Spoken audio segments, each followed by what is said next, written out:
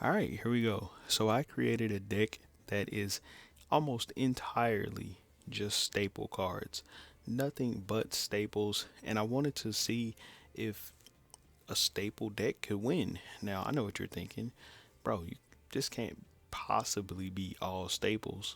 Bro, look at the deck. It's pretty much all hand traps.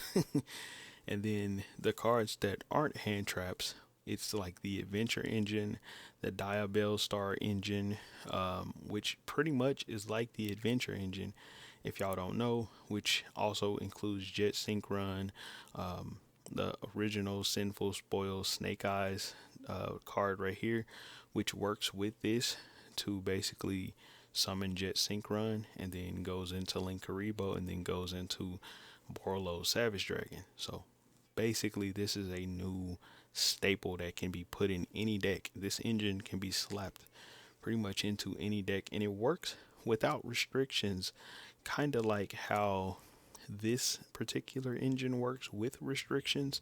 The Dial Star gives you an Omni Negate without restrictions, and it has less cards on the field when you set it up. So you get an Omni Negate with less cards in your way to restrict your engine, unlike the Adventure Engine. Well, in this particular deck right here, I designed this to see if I could win using only these cards going up in platinum against the best of the best.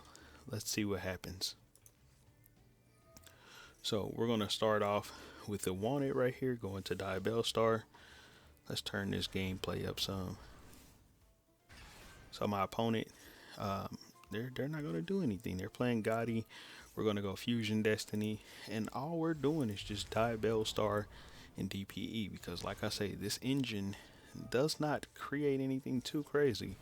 My opponent is going to play Snopios, and then I just go ahead and activate DPE because he is trying to banish one of my cards. So I just go ahead and pop his card before he can banish my DPE. He then summons out the Zep right here. DPE is of course going to come back to the field.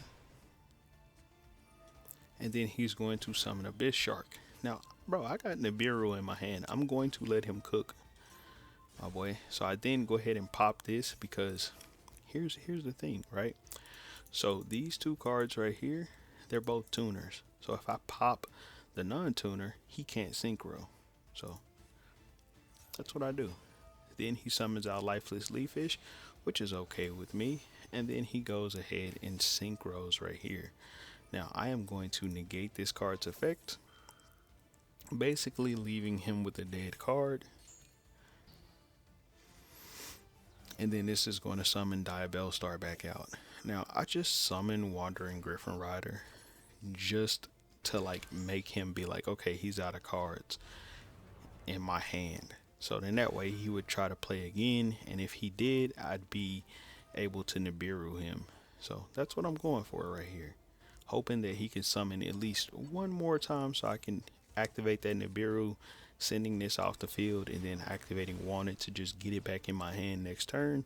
But he does not have any more plays, so see what happens. So I activate Wanted right here. It's going to put the Diabell Star back into my hand. Of course, DPE is going to come back. Don't forget about that.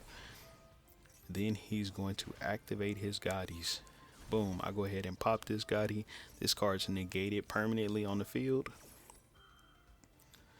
So he can't do anything with this. And then he then tries to activate this card in the grave.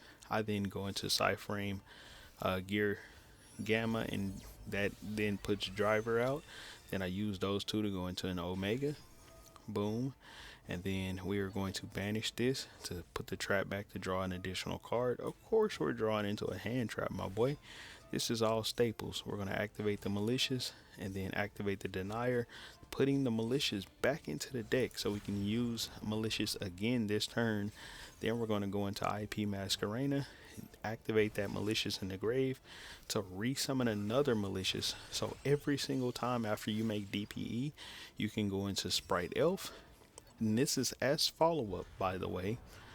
You can go into Sprite Elf and then into bringing out IP Masquerena. As follow-up, you can do this every single turn if you make DPE. So in case y'all didn't know about that, then we're going to use 5 cards on the field, because we don't care, to go into Underworld Goddess of the Closed World using his monster. And then, you know, of course, the what we had on the field. We're going to keep Sprite Elf, so on his turn we can revive when he summons a monster. We can revive back IP Masquerena. We're then going to unbanish. Check this out. Cyframe Lord Omega is going to unbanish the malicious right here. Of course, we can't do anything with it because the other malicious is in the graveyard. He's going to then activate Cyframe Gear Gamma. We're going to negate that with Underworld Goddess of the Closed World.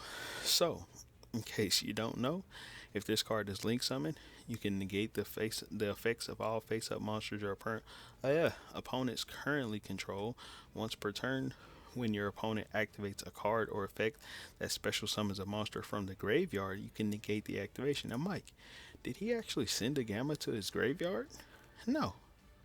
Bro, how did I negate that, bro? How is that possible? He doesn't have one in his graveyard. Guess what? But I do. But I do. So, we're going to negate that with Underworld Goddess of the Closed World. Just a lucky chance that that happens.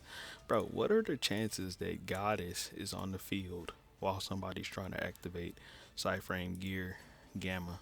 It's just funny to me. So I then bring back the IP Masquerena. Of course he's going to quit because he knows that Appaloosa Bow of the Goddess is about to hit the field. DPE's on the field. So if he were to change this into attack to try to attack, boom, I just activate DPE, pop his shit that's on the field, my boy, and then he has to try to use his monster effects to you feel me?